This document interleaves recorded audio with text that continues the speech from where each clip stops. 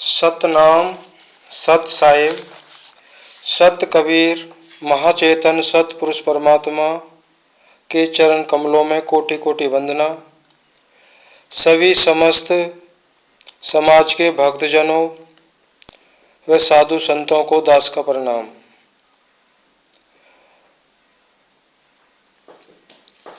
भक्तजनों, इस सत्संग का ये पहला भाग है और यह चैनल भी नया ही है।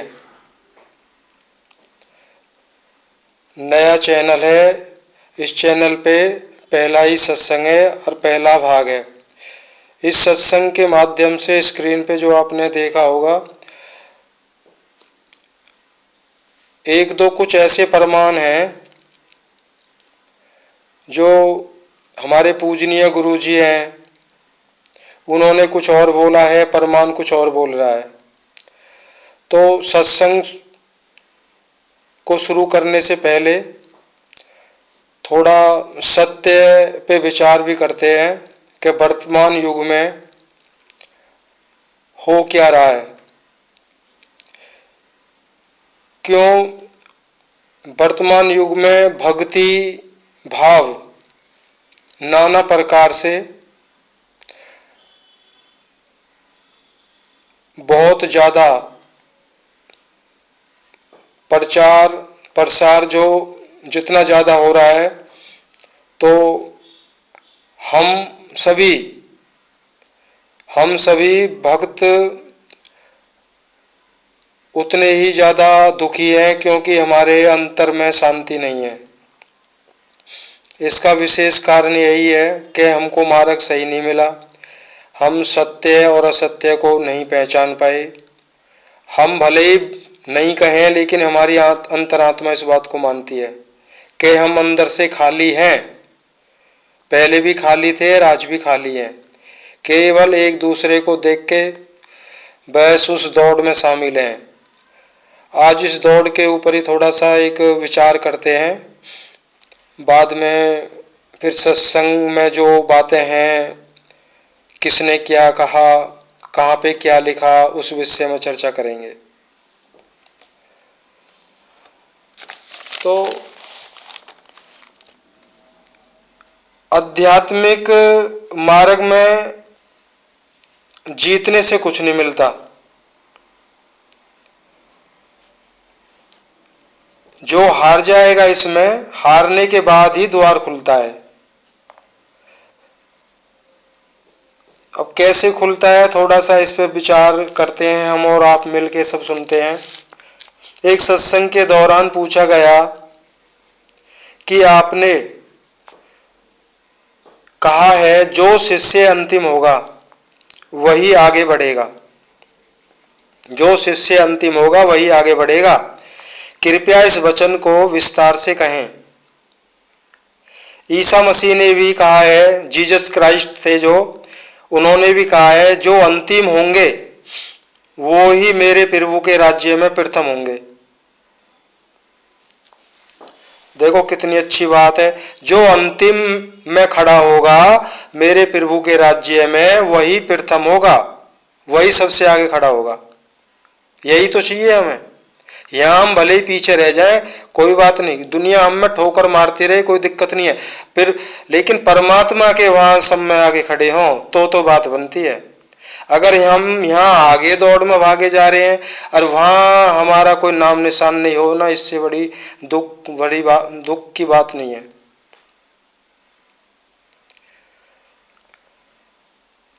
तो इसलिए अंतिम होना चाहिए, परंतु जो अंतिम होगा उसके मन में भी प्रथम होने की चाह तो रहेगी।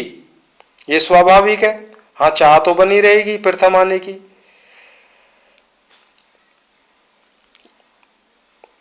जो अंतिम होगा उसके मन में भी प्रथम होने की चाह तो बनी रहती होगी। हाँ, यह सत्य है। अंत में खड़े होने वाले में भी प्रथम होने की चाह बनी रहती है। अगर प्रथम होने की चाह चली गई हो और अंतिम होने के लिए स्वीकार भाव आ गया हो, जो ईसा मसीह ने वचन कहा है वह सत्य हो जाएगा। और अध्यात्म के मार्ग पर चल रहे हर शिष्य के लिए यही सत्य है। प्रथम की दौड़ में कोई सार्थकता नहीं है। इस भौतिक जगत में, इस संसार में तो यह प्रथम आने की दौड़ ठीक ही है। अब भौतिक जगत में कोई भी काम कर रहे हो, पढ़ाई कर रहे हो, कोई जॉब हासिल करना चाहते हो, कोई पद हासिल करना चाहते हो, तो भौतिक जगत में तो ये ठीक है। परंतु आध्यात्मिक जगत में तो यह प्रथम आने की दौड़ एक बाधा है। महत्वाकांक्षाएं, स्पर्धा, संघर्ष, ये संसारिक दौड़ है। और सत्य की यात्रा पर जो निकला है, अगर वो इस दौड़ से मुक्त हो तो ही पहुंच पाएगा। भक्तजनों, थोड़ा ध्यान से सुनना। सत्य की यात्रा पर जो निकला है, अगर वो इस दौड़ से मुक्त हो तो ही पहुंच पाएगा। दूसरे से कोई संघर्ष ना रहे, सब प्रतिस्पर्धाएं मिट जाएं, तो अध्यात्म की राह पर कुछ दृष्टि बन पाए।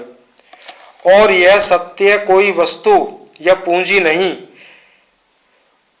कि कोई दूसरा तुमसे ले लेगा तो तुम्हारे पास कम हो जाएगा। यह धन तो ऐसा है कि साधना के पथ पर चलते हुए निरंतर बढ़ता ही रहता है, बढ़ता ही रहता है। आपके पास आनंद के बादल छाए रहते हैं।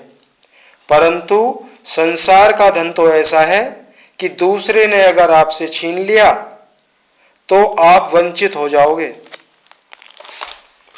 किसी और ने कब्जा कर लिया तो आप पीछे रह जाओ। इसलिए इससे पहले कोई और हासिल कर ले, आप ही उस पर कब्जा कर लेना। इसलिए ये दौड़ चलती रहती है। संसार में किसी ऊंचे पद को हासिल करने के लिए लाखों की भीड़ होगी। हम सब देखते हैं, कोई ऊंचा पद है तो वहां पे लाखों की भीड़ होती है, कतार बहुत लंबी होती है। इसलिए कठिनाई तो होगी ही। जितनी ज्यादा दौड़ होगी, जितनी ज्यादा प्रतिस्पर्धा होगी, जीवन दृष्टि के लिए विवेक उतना ही कम होगा। अब प्यारे भक्तों, जितनी हमारी इस भौतिक जगत में दौड़ है, आध्यात्मिक मार्ग में दौड़ है, तो हमारी विवेक बुद्धि उतनी ही कम होती है। किसी बात को हम समझने के लिए तैयार नहीं होते। क्यों? हमारे अंदर विवेक नहीं होता। किसी को पीछे छोड़ने के लिए मनुष्य अनैतिक कदम भी उठाएगा। इससे एक संवेदनहीनता आएगी और ये दौड़ चलती है और चलती रहती है। अगर मैं हासिल नहीं कर सका तो कोई और हासिल कर लेगा। और जिनके पास बुद्धिमत्ता होगी, संवेदनशीलता होगी, वह हार जाएंगे। इस जगत में हर तरफ भाग दौड़ है। जल्दी है कहीं पहुंचने की कि कोई और मुझसे पहले नहीं पहुंच जाए। अब इसमें भक्तजनों, आप बहुत समझदार हैं, सब कुछ आप समझ गए होंगे। ज्ञान मार्ग में, अध्यात्म मार्ग में, मुक्ति भक्ति की राह पे चलाने वाले, शिक्षा देने वाले, उनके अंदर यही तो चल रहा है। इस जगत में हर तरफ भाग दौड़ है। जल्दी है कहीं पहुंचने की कि कोई और मुझसे पहले नहीं पहुंच जाए।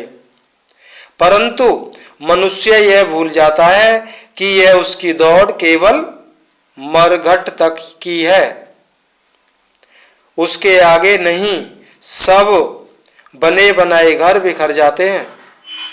इसलिए दो पल तक रुककर विचार करें कि यह दौड़ कहां लिए जा रही है। कुछ पल शांत हो जाएं, जीवन के मौन को सुनने का प्रयास करें ताकि विवेक पैदा हो सके।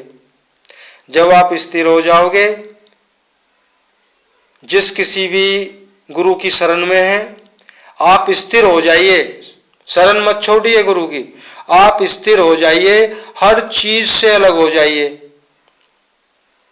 मौन अंदर में मौन रख लीजिए, बाहर ये नहीं है मुंह से नहीं बोलना, अंदर से शांत हो जाइए और अंतःकरण में विचार करिए कि मैं आज तक कुछ नहीं हासिल कर सका, जो ज्ञान मैं सुनता आ रहा हूं मुझे तो ये भी नहीं पता वो ज्ञान सत्य है या असत्य है।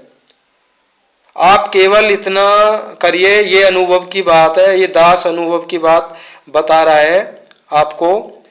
आप जब हार जाएंगे, हे प्रभु, हे परमात्मा, हे सतगुरु, हे कबीर साहिब, मैं थक गया हूं, मेरी उम्र 50, 60, 60 साल, 70 साल हो गई है। जब आपकी आंखों से टप टप आंसू बहने लगेंगे, विरह वेदना इतनी तीव्र हो जाएगी, तब देखिए क्या होता है।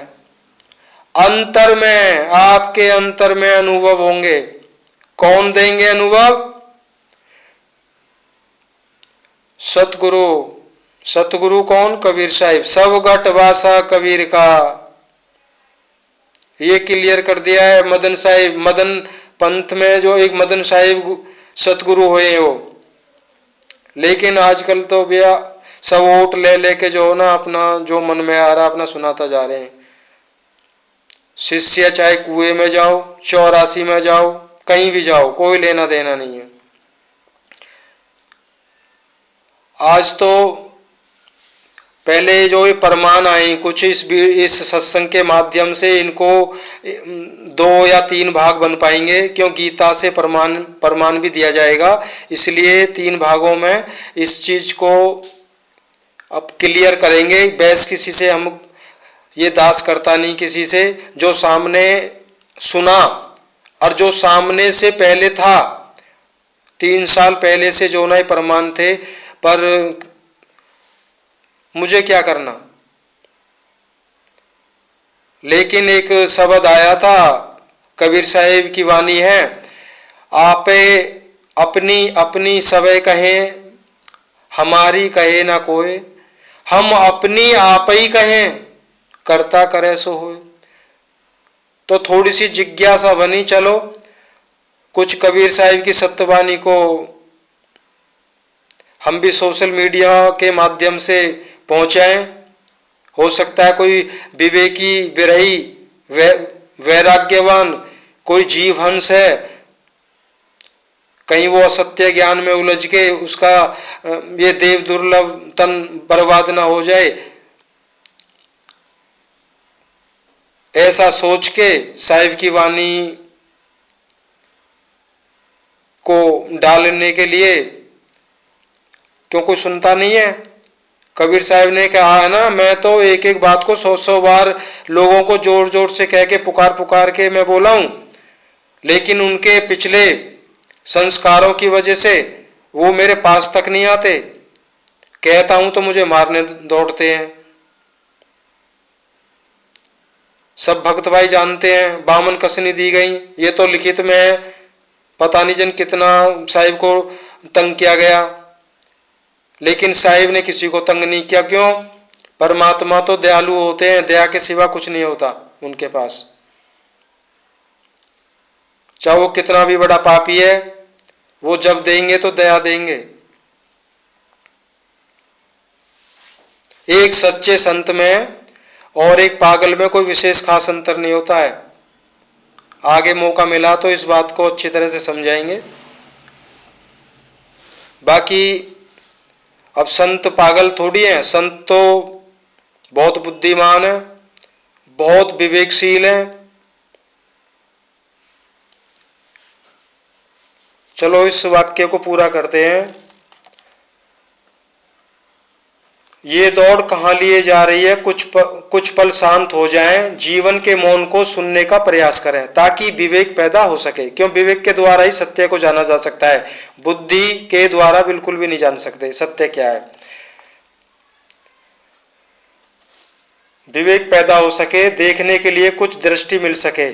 इसे यूं भी समझ सकते हैं कि संसारिक पूंजी तो कितनी ही हो, हर बार कम ही लगती है, परंतु सत्य की पूंजी तो असीम है। इसे पाने की कोई दौड़ भी नहीं, कोई प्रतिस्पर्धा भी नहीं। उदाहरण के लिए 2 व्यक्ति जिन्होंने आत्मज्ञान के बोध को उपलब्ध कर लिया है, आत्मज्ञान अपने निज स्वरूप को प्राप्त कर लिया है, तो उनमें प्रतिस्पर्धा कैसी कि एक को मिल गया दूसरे को नहीं, उसको इतना मिला और इसको इतना। सत्य तो खुलेआम आकाश जैसा है, जितना ग्रहण करना चाहो ग्रहण करो, जितना पीना चाहो पियो, और आप पाते हैं जितना ग्रहण किया और बढ़ता ही जा रहा है, बढ़ता ही जा रहा है। इसलिए शिष्य तो अंतिम ही होना चाहिए। शिष्य तत्व का अर्थ है अंतिम होने की तैयारी, और गुरु के लिए वही प्रिय हो जाता है जो सबसे अंतिम में खड़ा होता है।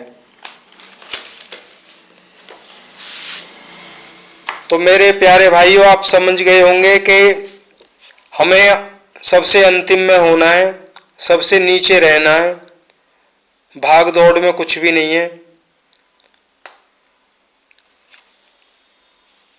और वीडियो ज्यादा लंबी हो जाएगी। सत्य तो इतना है, श्री कृष्ण भगवान ने भी कहा है ना, ये अर्जुन, सत्य का अभाव चारों युगों में कभी नहीं रहा, भरपूर रहा है वो, लेकिन मेरा आविर्भाव होता है। अर्जुन ने कहा तो इसको देखता, मतलब कि फिर इसको देखेगा कौन? तब उन्होंने कहा था कि इसको तत्वदर्शी देख सकते हैं, जो उस तत्व को जान जाते हैं, तो वो ही मुझे जानते हैं। आजकल तो एक संस्कृत में श्लोक है, वो याद है पहले से ही जब पढ़ते थे, शायद मेरे प्यारे भक्तों को भी वो श्लोक याद होगा, क्यों वो पढ़ाई के समय का ही था, ध्यान नहीं है कौन सी क्लास का था वो। ऐसा न विद्या तपो न दानम, ज्ञानम न धर्म, ज्ञानम न धर्म, ते मर्ते लोके भावी बहुर्भूता संति, ऐसा मनुष्य रूपेण मृगाश्चरन्ति। तो आजकल तो हमारी हालत वही है ना, ऐसा न विद्या तपो न दानम, ना हमारे पास में यश है, ना हमारे पास में बल है, ना हमारे पास में तप है। हम जानते नहीं है तप क्या है, असली भक्ति कोई तप बोलते हैं। ना हमारे पास में ज्ञान है, ना शीलता है, ना हमें यही पता है कि हमें दान करना है तो कैसे करना है। और दान का लाभ कब मिलता है, ना संत लोग बताते हैं, बस हम दिए जाते हैं, दान दिए जाते हैं। कह रहे जब ऐसा न विद्या तपो न दानम ज्ञानम न शीलम गुणो न धर्म, ते मर्ते लोके भावी भूर्भुता संति। कह रहे जब जिस मनुष्य के पास में ये कोई भी गुण की जानकारी नहीं है, वो इन सबसे अज्ञान है, तो कह रहे हैं भावी भूर्भुत, ऐसा मनुष्य रूपेण, वो मनुष्य रूप में भावी भार भूता संति, वो इस पृथ्वी पर बोझ है। ऐसा मनुष्य रूपेण मृगाश्चरन्ति, वो मनुष्य के रूप में इस धरती पर मृगों की तरह अपना दौड़ते फिरते हैं। वो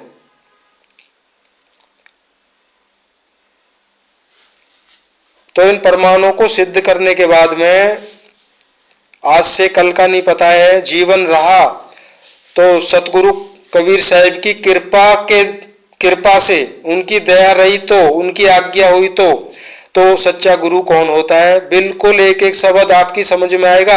आप ही इस दास को कहने की जरूरत नहीं है ये सच्चा गुरु ऐसा होता है, आप स्वयं निर्णय करेंगे वाकई सच्चा गुरु के यही लक्षण यही होते हैं। और ज्ञान क्या होता है, सत्य ज्ञान क्या होता है, हमारा धर्म क्या है।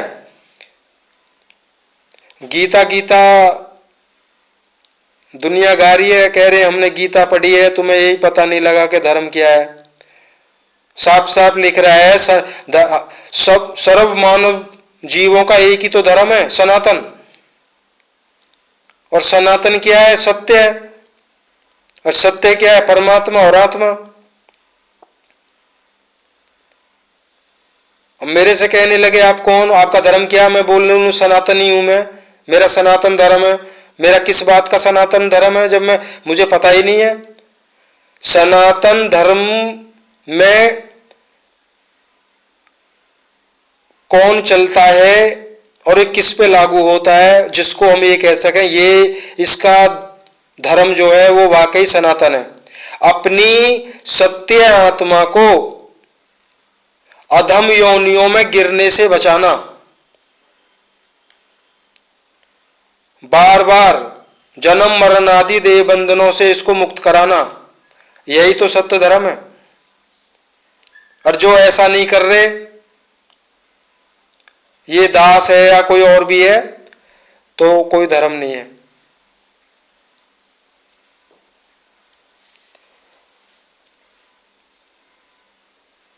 देखो, भक्ति मार्ग में विरह वेदना का बहुत होना जरूरी है। साहिब ने वाणी बोली थी, विरह जगावे ब्रह्म को। यहाँ ब्रह्म जो ना परमात्मा को संकेत किया गया है। विरह जगावे ब्रह्म को, ब्रह्म जगावे जीव, और जीव जगावे सुरत को, और सुरत मिलावे पीव। तो जब तक ये चीजें, क्यों हमारे अंदर ये चीजें पैदा क्यों नहीं है? क्यों हमारे अंदर लगन नहीं है, हमारे अंदर भूख नहीं है। बस हम मान के बैठ गए, गुरुजी ने बता दिया है। गुरुजी ने तो बता दिया है। गुरुजी तो बहुत ऊंची अवस्था है, गुरु तो बहुत बड़ी पावर होती है। अब गुरु थोड़ी हमें मुक्ति दे देगा। गुरु तो रास्ता दिखा सकता है, और तुम गुरु के सिद्धांत पर दृढ़ता से चलोगे तो वहां गुरु मदद करता है। किस रूप में? हम सब किसान भाई हैं, जैसे खेत में हल चलाते हैं, हल में दो बैल होते हैं ना, और जो किसान होता है उसके हाथ में हल होता है, तो वो हल को साधता है। बैलों के बिल्कुल बीच में उसकी फाली चलती है, जरा भी टेढ़ा मेढ़ा हो जाए तो बैलों के जो खुर होते हैं, पैर होते हैं ना, उनमें लगने का डर रहता है। इस दास ने भी चलाया थोड़ा बहुत। तो जो विरही आत्मा होती है, जो वैराग्य जिसके अंदर पैदा हो गया है, जिसके अंदर त्याग पैदा हो गया है, तो वहां पे गुरु जो है ना, हल तो हमें ही खींचना है, हल तो हमें ही खींचना है, लेकिन गुरु के हाथ में हल होता है। गुरु साधता है, वहां साधता है।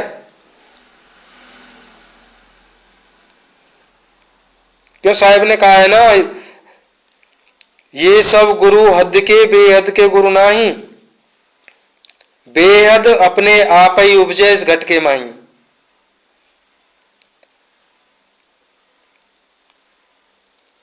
क्यों?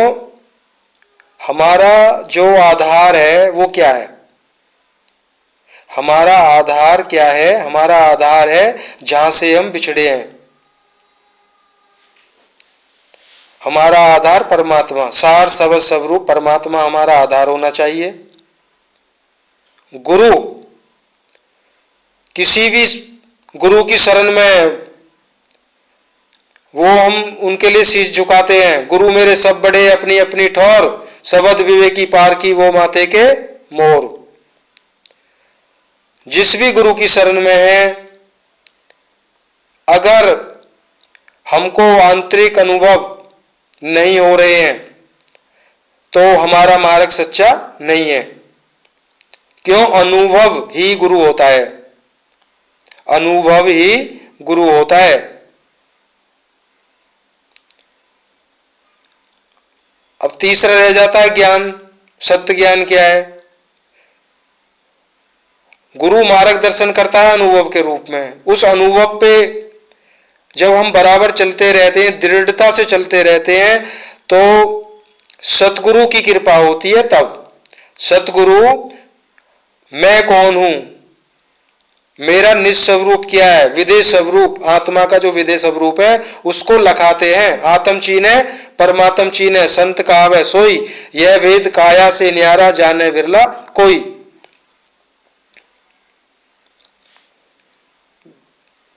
मैं हाथ जोड़ के विनती करता हूं, किसी भी भाई की आत्मा को, मेरे जितने भी संसार में पूजनीय जो भी गुरु पद पे हैं, उनको किसी की आत्मा को ठेस पहुंचाने का, दुख पहुंचाने का इस दास का कोई अधिकार नहीं। और अब दास तो दास होता है, ये दास तो आप सभी का, दासों का दास है। फर्क ये है कि जो सत्य है ना, सत्य को तो बोलना पड़ेगा, सत्य को तो बोलना पड़ेगा।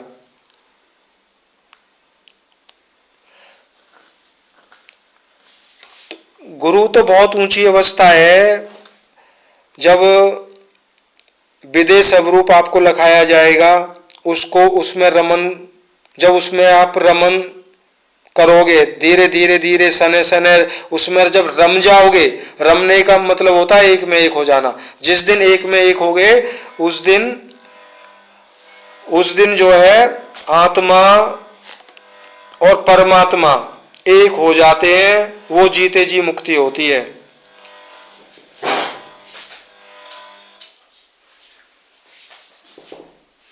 तो यह भेद काया से न्यारा, इसका यही है कि पिंड और ब्रह्मांडी साधना से अलग है कबीर साहिब का जो मार्ग है।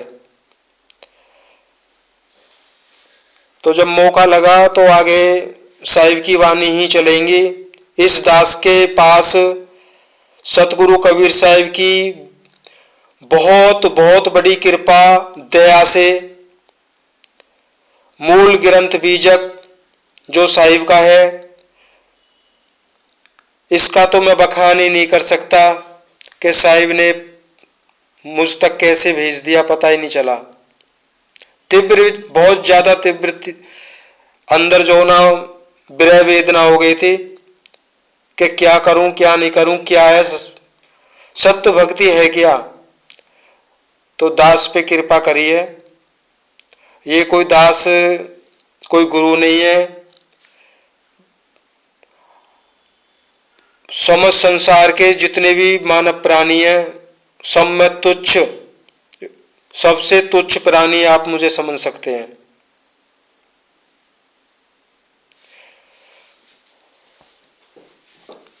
चलिए भक्तजनों, जो मेन प्रमाण है वो क्या सिद्ध करता है, उसको थोड़ा देख लेते हैं। हमारा आप सब मिलकर उस पर विचार करना है। प्रमाण ये है, ये स्क्रीन पे आप देख रहे हैं, ये जगत गुरु तत्वदर्शी संत रामपाल जी महाराज हमारे वाकई आदर के योग्य हैं। आज क्यों? कबीर साहिब को एक आम संत, और बहुत सारे संत हुए तो उन्हीं में गिना जाता था। दूसरा, कोई कहता था कबीर तो समाज सुधारक थे, उन्होंने समाज की व्यवस्था को ठीक करने के लिए, क्यों उस समय अपने मुसलमान भाई और मुसलमान भाइयों का जो ना शासनकाल था, तो आपस में मतभेद था, तो उस पर भी काफी वानियां बोली हैं साहिब ने। तो ये काम जो है, जो बाखूबी सबसे अच्छा जो करके दिखाया है, दास तो यही कहेगा कि जगत गुरु तत्वदर्शी संत रामपाल जी महाराज ने कबीर साहिब के नाम को, ज्ञान के लिए नहीं कहूंगा मैं, नाम को पूरे भारतवर्ष में तो फैला ही दिया है। बाहर का तो मुझे ज्ञान नहीं है। हाँ, ज्ञान अलग है। संत रामपाल जी महाराज थोड़ा जल्दी कर गए। अगर जैसे अध्ययन किया था, उस अध्ययन को थोड़ी गहनता से समझते और सतगुरु साहिब का असली भक्ति का मार्ग क्या है, तो ये दास का दावा है। और उसको उसी मार्ग पे अडिंग रहते और उसी मार्ग को देते। तो वाकई जगत गुरु तत्वदर्शी नहीं होते, फिर जगत सतगुरु होते। साहिब की वो कृपा हो जाती कि जगत सतगुरु तत्वदर्शी संत रामपाल जी महाराज होते। पर वो ये ना, अभी आपने फर्स्ट में जो ना शुरुआत में वो दौड़ का विवरण सुना था। अब हमारे गुरु रामपाल दास जी भी उस दौड़ में शामिल हो गए और भागते भागते इतनी दूर निकल गए, पता ही नहीं चला कि कहां पहुंच गए। क्यों, इन्होंने भी भक्ति को जो ना कई रंगों में बांट दिया। गीता भी उस भक्ति को स्वीकार नहीं कर रही है। कबीर साहिब की तो बात ही नहीं है। कबीर साहिब की तो भक्ति जो है 4 वेद, 6 शास्त्र, 18 पुराण और 108 उपनिषद, इन सब से परे सगुण साकार, निर्गुण निराकार से भी परे की भक्ति है। तो आइए भक्तजनों, देर नहीं करते हैं, उस परमान को देखते हैं। परमान ये पता ही है आपको, ज्ञान गंगा है जो स्क्रीन पर लग रही है। और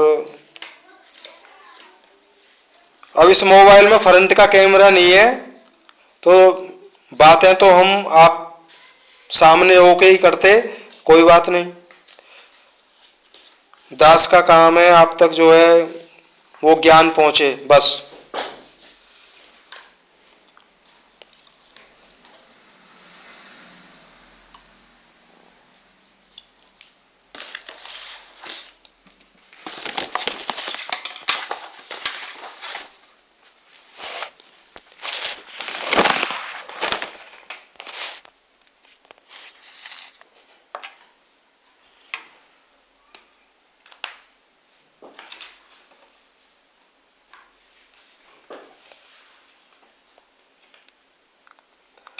तो भक्तजनों, परमान तो कह ही है, 32 मिनट की वीडियो बन गई है बातों बातों में। इसी परमान को सिद्ध करेंगे, नेक्स्ट वीडियो में दूसरा लेंगे। ये जो जन्म साखी, भाई वाले साखी, ये जो साखी है, ये गुरु ग्रंथ साहिब, नानक साहिब का जो गुरु ग्रंथ साहिब में ये दर्ज है। तो हो सकता है रामपाल दास जी महाराज ने वहीं से लेके अपनी ज्ञान गंगा पुस्तक में छापी है। ये एक भविष्यवाणी है। तो पहले इसको पढ़ते हैं, फिर आपकी समझ में आएगी। संत रामपाल दास जी के भक्तों को तो पता है, जिन जिन के पास ज्ञान गंगा है वो सब जानते हैं। बाकी जिनको नहीं पता वो उनको समझाते हैं। इसमें क्या लिखा है, इसमें बीच में से लिखा है, ये वाक्य तब का है। एक बार गुरु नानक देव अपने दोनों शिष्यों के साथ में भाई मर्दाना और बाले को लेके प्रहलाद जी के लोक में गए, प्रहलाद भगत के लोक में गए। तो उन्होंने भविष्यवाणी की थी। तो ऐसे तब भगत प्रहलाद ने कहा, हे नानक देव, आपको इस कलयुग में बड़ा भक्त बनाया, आपकी संगति से अनेकों प्राणियों का भला होगा और आपका अनंत प्रताप होगा। तब मर्दाना ने कहा, हे प्रहलाद जी, आप भी तो परम भक्त हैं। तब मर्दाना ने सॉरी गलती हो गई है, थोड़ा सा इस प्रिंट वैसा दिखाई नहीं देता है। तब मर्दाना ने कहा, हे प्रहलाद जी, आप भी तो परम भक्त हैं तथा भगवान ने आपके लिए ही तो अवतार धारण किया था।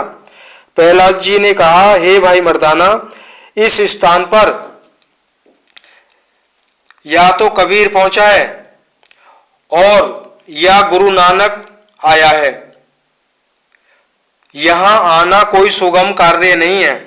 एक और महापुरुष होगा जो पहुंच सकेगा। मर्दाना ने कहा, हे भक्तवर, वह पुरुष कौन और कब होगा? प्रहलाद ने उत्तर दिया कि जब गुरु नानक देव यहां आएंगे तो इनके 100 वर्ष पश्चात आएगा। अर्थात यहां केवल 3 आदमी ही आने हैं, एक तो भक्त कबीर और दूसरे श्री गुरु नानक देव। इनके पश्चात वह तीसरा आएगा। तब मर्दाना ने कहा, हे प्रहलाद जी, कबीर तो जुलाहा था और नानक देव क्षत्रिय हैं, परंतु वह तीसरा किस जाति का होगा? उत्तर में प्रहलाद जी ने कहा, हे मर्दाना, पंजाब की धरती और वरन उसका जाट, कह रहे पंजाब की धरती वरन उसका जाट होगा तथा नगर बटाला होगा।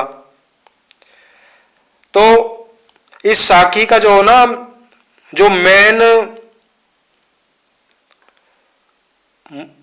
मुद्दा है जो इसको छापने का, वो ये है, ये जो एड्रेस बताया है भक्त प्रहलाद ने कि मेरे लोक में एक तीसरा आएगा जो आप जैसा महान प्रतापी संत होगा। तो तब मर्दाना ने कहा था कि उसका वो कौन सी जाति से होगा, कौन सी मतलब कि कौन सी जगह पे पैदा होगा।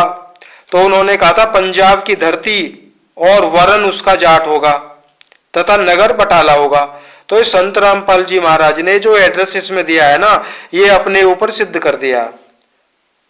देखो उन्होंने कहा कि देखो भक्त प्रहलाद ने भी जो ना इस दास के लिए आकाशवाणी पहले ही कर दी है, केवल ये ही है। अब ये एड्रेस किस संत का है ना, तो कहते हैं ना प्रकृति जो ना झूठ पे पर्दा अवश्य डाल देगी, देर भी कर सकती है लेकिन सत्य है उभर के आ ही जाता है। तो अभी और पढ़ते हैं इन्होंने क्या लिखा है।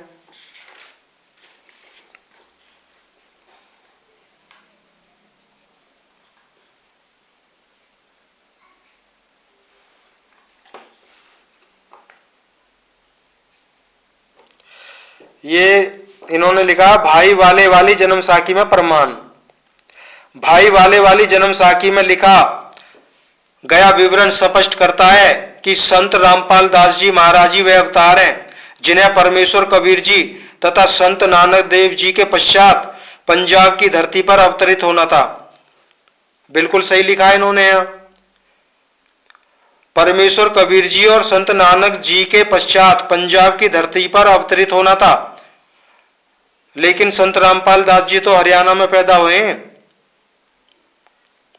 उन्होंने भविष्यवाणी की है, इन्होंने अपने लिए लिख दिया है कि संत रामपाल दास जी महाराज जी वे अवतार हैं। एक तो अपने मुंह से बढ़ाई कर रहे हैं, क्यों? जो सच्चे संत के लिए जो है ना, तो साहिब ने भी बोला है कि सच्चा संत कौन होता है। कहते हैं, मान बढ़ाई कछऊ न राखे, दुविधा दूर भगावे, कहे कबीर या गत का जोगी, बहुरी ने भव जलावे। देखो हम और आप या गुरु लोग सब कुछ त्याग देंगे, वो सब कुछ त्यागना आसान है, लेकिन मान नहीं त्यागा जाता। क्यों? मान जो विकार है वो झीनी माया के अंतर्गत आता है। मोटी माया को तो सब त्याग देंगे, झीनी माया को नहीं त्यागा जा सकता। जो झीनी माया को त्याग दिया, जिसने मान को भी त्याग दिया, वो सच्चा संत होता है। और जिसने मान त्याग दिया तो वो जैसे पागल होता है ना, वो अपना मस्ती में जा रहा है, कोई कुछ भी कहे, मतलब उसकी सूरत ही नहीं है। जो लोग बोल रहे हैं उसको देख देख के उसकी सूरत तो लगी है कहीं इधर उधर। तो संत की सूरत तो जो ना परमात्मा निष्ठ होते हैं, वो तो उनकी सूरत 24 घंटे आठों पैर परमात्मा में लगी होती है, इधर उधर का उनको ध्यान ही नहीं होता। ये बाद में सत्संग आएगा उसमें खोलेंगे सारी बातें। अब इन्होंने यहां खुद बड़ाई कर रहे हैं, संत रामपाल दास जी महाराज वे अवतार हैं जिन्हें परमेश्वर कबीर जी तथा संत नानक जी के पश्चात पंजाब की धरती पर अवतरित होना था। संत रामपाल दास जी महाराज 8 सितंबर सन 1951 को गांव धनाना, जिला सोनीपत, हरियाणा प्रांत, अब कह रहे हैं उस समय पंजाब प्रांत, भारत की पवित्र धरती पर श्री नंदराम जाट के घर जाट वर्ण में श्रीमती इंदिरा देवी की कोख से जन्मे। अब मैं आग्रह करूंगा, इन्होंने बोल दिया कि ये सोनीपत जो ना उस समय पंजाब के अंतर्गत था। तो जो इनके जो स्वयं के पत्रकार हैं कि वो कृपया इसको जो ना स्पष्ट करके दिखाएं, जल्दी से जल्दी इसका स्पष्टीकरण करें, अन्य एक ही प्रमाण ऐसा है आपका सतलोक आश्रम जो है ना वो असत्य लोक आश्रम के नाम से जाना जाएगा। इसमें बुरा नहीं माने दास की बात का, हो सकता है जो प्रमाण मैं दिखाने जा रहा हूं वो झूठा हो और आपका सत्य हो, अच्छी बात है, आपका सतलोक आश्रम सतलोक ही बना रहे। लेकिन जितने जिज्ञासु भाई हैं वो जरूर ध्यान दें, विवेकी अंश जरूर ध्यान दें और खुद भी स्वयं से कोशिश करें कि जो एड्रेस अब मैं प्रमाण दिखाने जा रहा हूं क्या वो संत रामपाल दास जी पे खरा उतरता है या जिस संत के लिए लिखा गया उन पे खरा उतरता है। अब इसको आगे नहीं पढ़ेंगे, इसमें इन्होंने फिर वो अमर लेख लिखा है। ये तो कहते हैं ना संत रामपाल दास जी तो एक बहुत बड़े महान लेखक भी हैं। साहिब ने एक वाणी बोली है कि कागद लिखे कागदी की व्यवहारी जीव, आत्म दृष्टि का लिखे जित देखे तित पीव। तो आत्मज्ञानी को तो कुछ लिखने की जरूरत नहीं है, क्यों, वो जिधर भी देखता है ना उधर ही विधेय स्वरूप होता है। मेरे भाइयों, अगर किसी को चाहिए कि हमारा गुरु नहीं वाक्य में ही सच्चा है, हमारे गुरु ने हमारी काया पलट दी है कि हमारा काम धंधा भौतिक जगत की जितने सुख सुविधाएं वो अच्छे से चलने लगे, पहले नहीं चल रहे थे अब अच्छे चलने लगे ना, ये तो 84 में ले जाएगा भाइयों। अगर गुरु भेदी है तो हवा में चित्र खींच के दिखा दे, बिना आधार के वायुमंडल में चित्र का रोपण कर दे। तो मेरे भाइयों अगर चित्र का रोपण कर दिया तो कुछ भी मत समझना, तुरंत पैरों में लेट जाना और तब तक मत छोड़ना जब तक वो आपको आत्म स्वरूप का ज्ञान न दे दे। अगर ऐसा गुरु मिल जाता है तो धन्य है वो गुरु। उन्हीं के लिए साहिब ने कहा है कि शब्द पार की जो फिरे सो माथे के मोर। तो जिसके अंदर वो शब्द सार शब्द स्वरूप प्रकट हो गया तो वही सार शब्द है। सार शब्द विधेय स्वरूप होता है, ना कि बोलने से दिया जाता, कहने से दिया जाता। अब देर नहीं करते हैं, अभी दिखाते हैं हम आपको ये जो जन्म साखी में जो एड्रेस है जो इन्होंने छापा है वो किस संत का है। अब ये राधा स्वामी सत्संग धरती पर स्वर्ग, ये राधा स्वामी सत्संग व्यास, ये प्रमाणित करेगी जी आपको।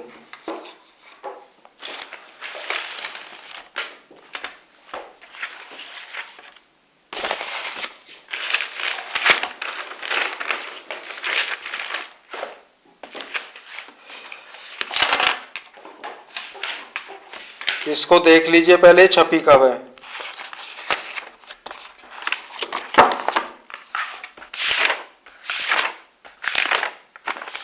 ये छपी है जी,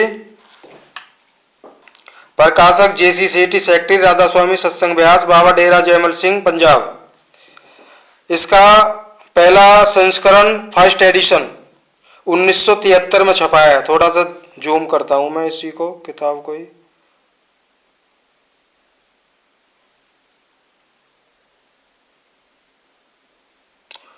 आप देख लीजिए इसको। तो किताब भी आप खरीद सकते हैं सत्संग से जाके। और ये पहला अध्याय बाबा जयमल सिंह जी,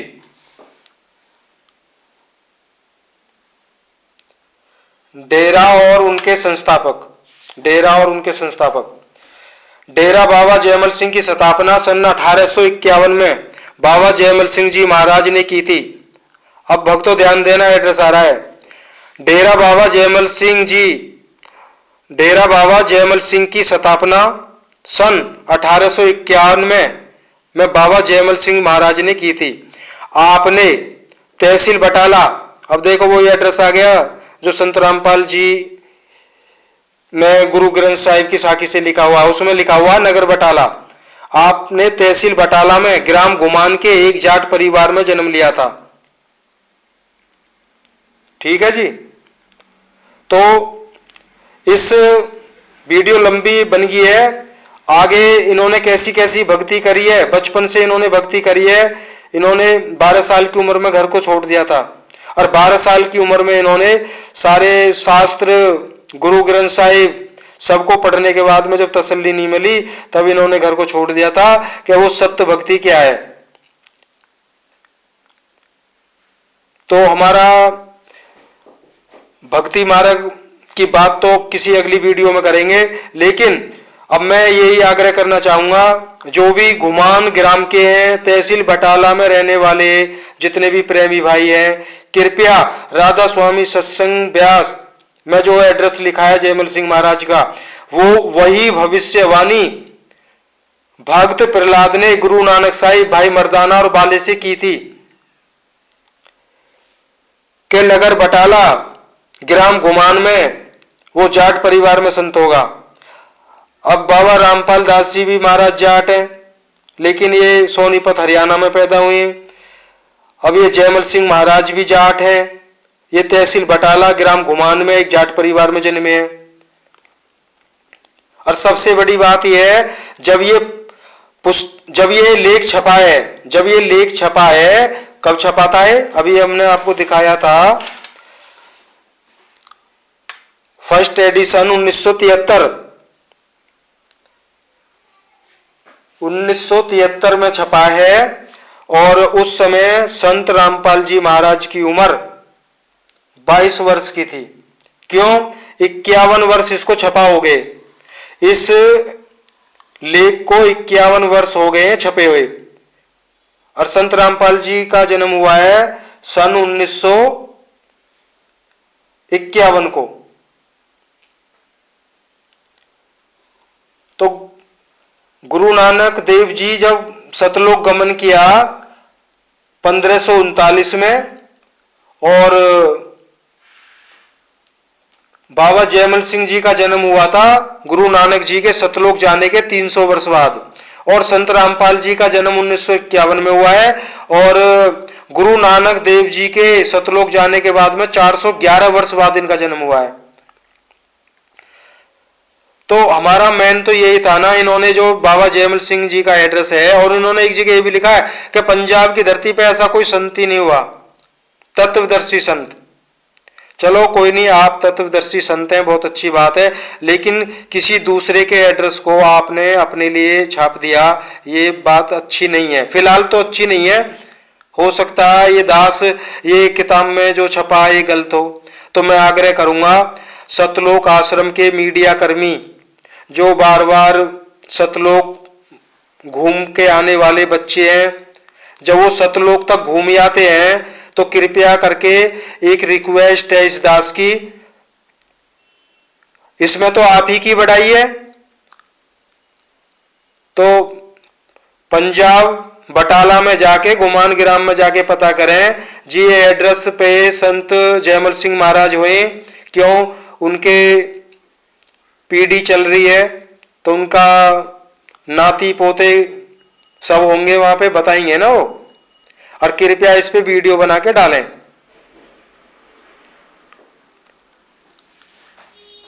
तो इस वीडियो में इतना ही।